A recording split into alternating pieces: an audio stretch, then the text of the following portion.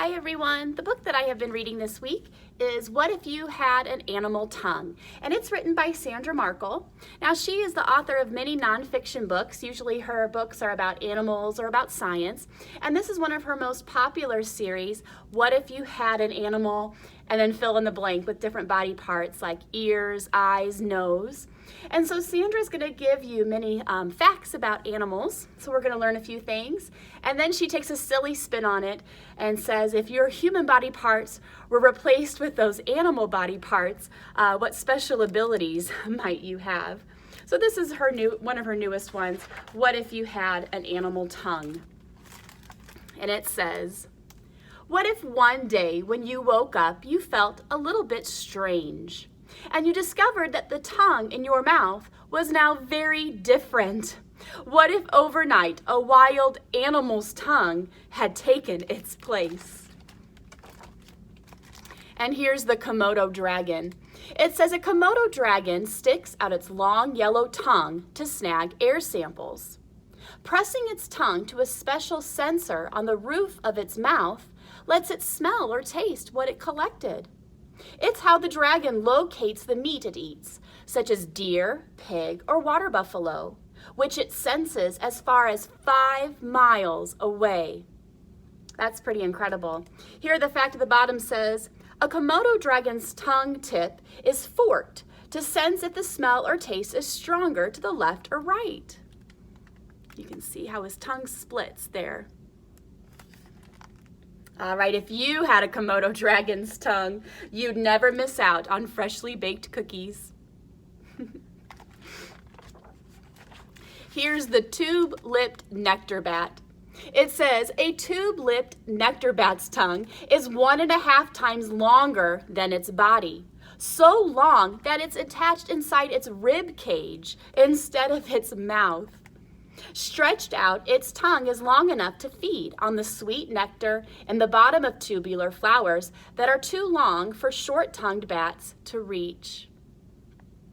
Here, this fact at the bottom says a tube-lipped nectar bat's tongue has a prickly covering of hair-like bristles, perfect for trapping nectar drops and holding them all the way to its mouth. Now, if you had a tube-lipped nectar bat's tongue, you'd never have to pause the movie.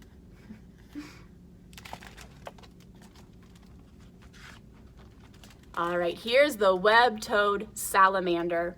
It says a web-toed salamander's tongue shoots out of its mouth so fast it can do 10 tongue punches in the time it takes a human to blink once. So if you quick blink your eyes, that salamander was able to shoot his tongue out 10 times just in that blink. That's pretty incredible. Scientists believe muscles wrapped around the salamander's tongue are what power this action, like pulling a rubber band so far it snaps. Here, the fact at the bottom says, when fully extended, a web-toed salamander's tongue is about half its body length minus the tail. Now, if you had a web-toed salamander's tongue, you'd be the one to bust open the party's piñata. All right, here's the chameleon. He reminds me a little bit of that salamander with that long tongue. But a chameleon's tongue has a suction cup tip coated with saliva so gooey, it's 400 times thicker than human spit. No wonder whatever a chameleon snags with its tongue stays caught. Fact, a chameleon's saliva is so sticky that its tongue can haul really big prey into its mouth without losing its grip. And there, he's got a really big insect there in his mouth. It looks like a dragonfly to me, but I'm not quite sure. If you had a chameleon's tongue, you'd never miss catching a frisbee. All right, here's probably my favorite one, the one I find most fascinating. It's the alligator snapping turtle. It says an alligator snapping turtle's tongue tip is topped with a red worm-shaped lump. When the turtle opens its mouth and wiggles its tongue, the wormy part seems alive. When fish can't resist taking a closer peek, the turtle snaps its mouth shut. So he plays a trick on those fish. They think they're going to catch a worm. And then he snaps his mouth shut and he's able to eat that fish for dinner.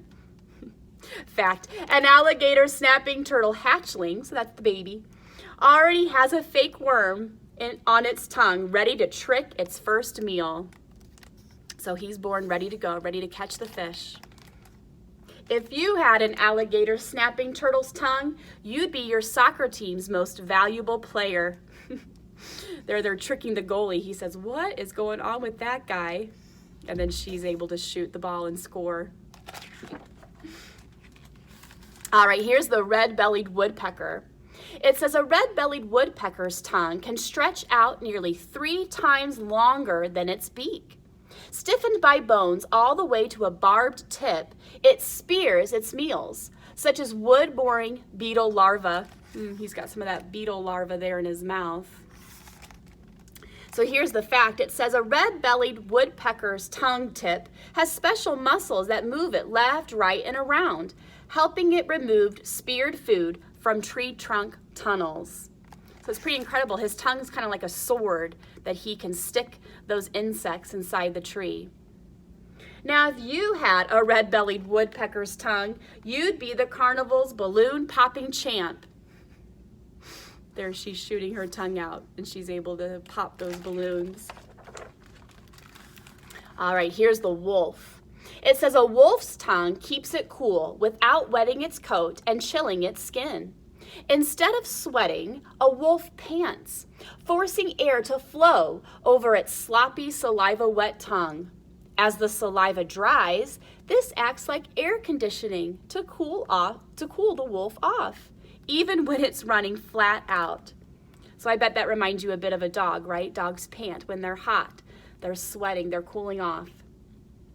Fact, in wolf groups called packs, tongue licks are a way to show respect to the alphas, the pack leaders. The alphas are the boss. They lick to show respect. Now, if you had a wolf's tongue, you'd win the Iron Kids Triathlon without breaking a sweat.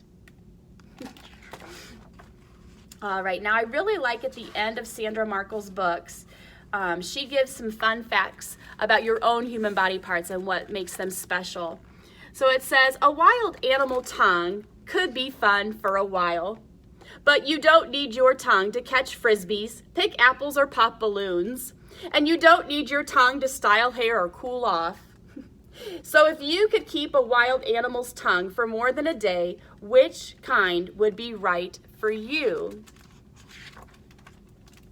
Luckily, you don't have to choose. The tongue in your mouth will always be a human tongue. It's what you need to taste, chew, spit, and swallow.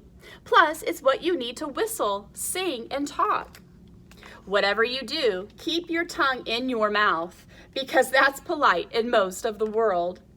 But if you visit the country of Tibet, stick your tongue out whenever you meet someone. There, it's the way to say hello. And here I thought I'd share a couple more of the fun facts about the human tongue. It says, you may be surprised to learn your tongue print is as unique to you as your fingerprints. So we all know that our fingerprints are very special, right? Nobody else in the world has fingerprints like ours, same as your tongue print. Your tongue is also very flexible because it's all muscle. In fact, it's made up of 8 muscles working together. They're the only muscles in your body that move without shifting any of your bones. And here it says your tongue has between 2,000 and 4,000 taste buds. They are buried inside papilla, the little bumps you see on top of your tongue. Each papilla has 6 to 8 taste buds packed with sensory cells inside. People used to believe that the different areas on the tongue were able to detect different tastes, sweet, sour, salty, and bitter. But now scientists know these tastes are detected all over the tongue. So that's what if you had an animal tongue. Like I said, I have lots of books by Sandra Markle here in the library, and you can check one out next time you're here.